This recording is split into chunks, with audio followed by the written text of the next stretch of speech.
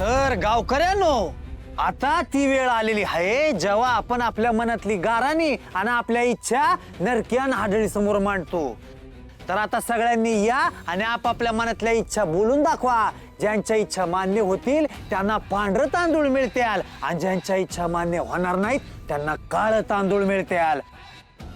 आणि नरकी आणि हाडळ त्यांच्या मनाला वाटेल त्या गावकऱ्याचा हात धरून त्या मागच्या विस्तवावरून चालवताल बाबा.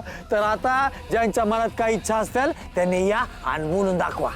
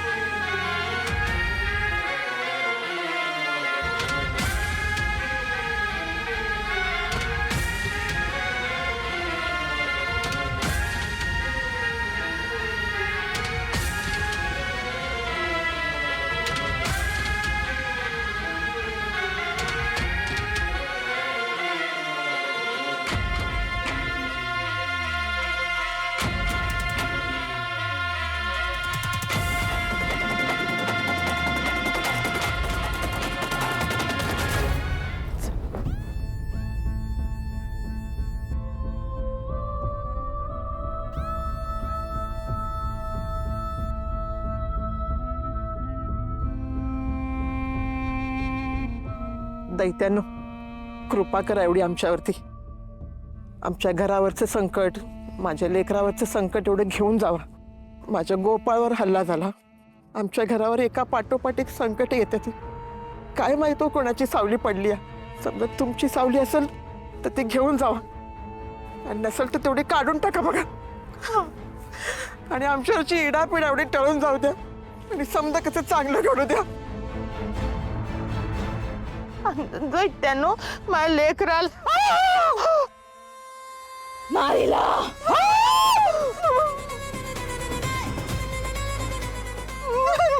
मी काय केलंय? मारीला.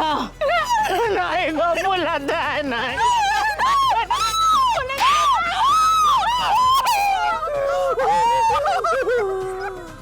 चल निघ.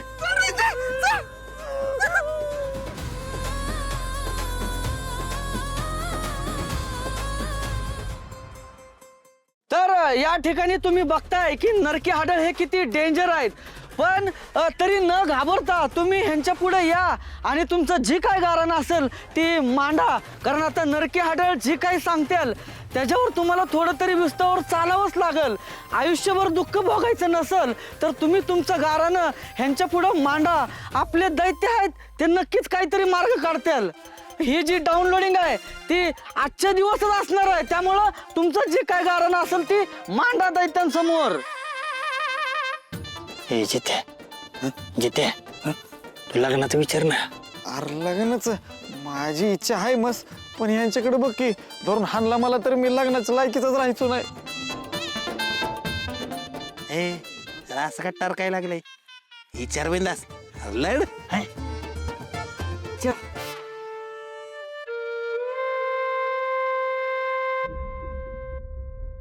हे दैत्यानो, माझ्या चुकीला काय शिक्षा द्यायची ती द्या. विस्तवावर झोपवा, केसाला धरून गरा फिरवा, तेवढा भोवती प्रदक्षिणा घालायला लावा. माझी माधुरी परत द्या. माझी लेक परत येऊ दे.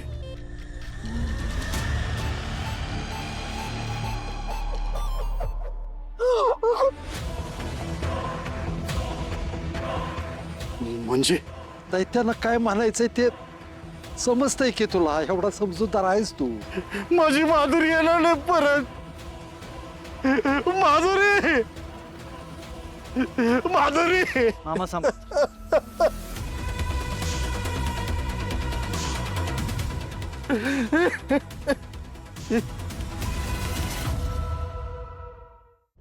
हे जित्या विचार ना. कशाच लग्नाचं आता विचारायला तर पाहिजेच ना. काय करतोय? भयकलंय का काय? अरे लढ म्हणतोय तर लढके. लेड तुझ्यामुळे आमचं बी चांगलं होईल बाबा. भलं बरं विचारतो. दैत्यानो, मला लय काय नकोय बरं का. फक्त माझं आता लव्ह मॅरेजचं तर वय निघून गेलं. आता माझ्या प्रेमात पडाला असं कोण मला वाटत नाही. मग किमान घरात कचाकच भांडायला तर कोणतरी येऊ द्या. माझं लगीन तेवढं होऊ द्या यावर्षी. होईल का?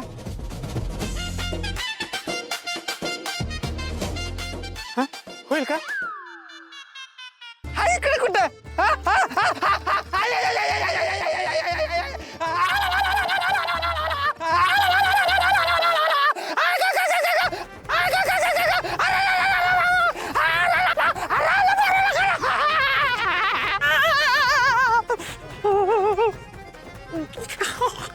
अरे नव्हतं करायचं लगीन तर सांगायचं की तोंड ना.